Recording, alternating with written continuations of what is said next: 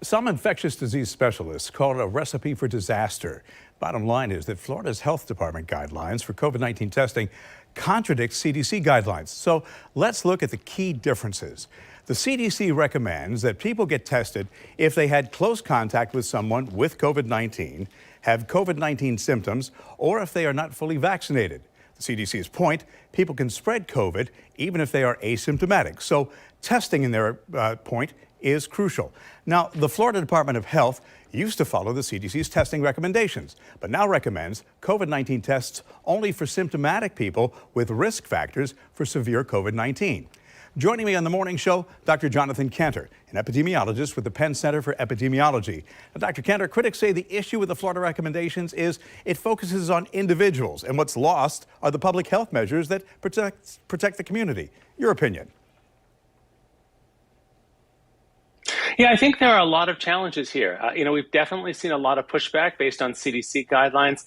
Certainly the big shift they had from 10 days to 5 days, basically of staying out if you've been sick and then not recommending testing in that situation, received a lot of pushback from the public health community. Last week, a series of articles were published by the American Medical Association's flagship journal, essentially critiquing, which was sort of an unheard of step, critiquing CDC policy on that. And you're certainly seeing that with a number of states, including Florida, which are departing now from the standard CDC recommendations. What's going on, I think, a little bit is you're seeing kind of both medical associations and states essentially beginning to go rogue against the CDC in response in part to some of the confusing recommendations that have been coming out of the federal agency. So a fundamental question to the argument, is testing asymptomatic people of high value to public health?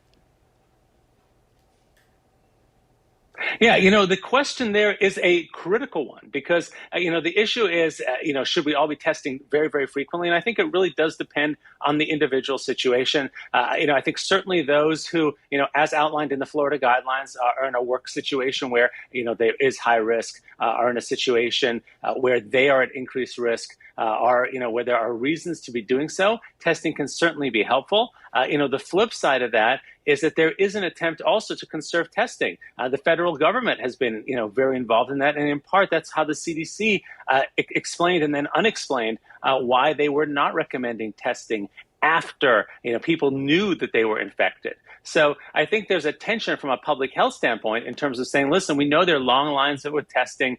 There's concerns about decreased availability of testing. And so there is a bit of a need to prioritize who's getting those tests. But at the same time, we also want to make sure that we're doing the smartest thing as possible to make sure that we don't infect others. So it's difficult not to get political here. But what the governor has the state doing, is it encouraging a lot of individuals not to test the perfect way to mask certain truths? And I'm talking about hiding the risk to the population and ultimately prolonging the problem.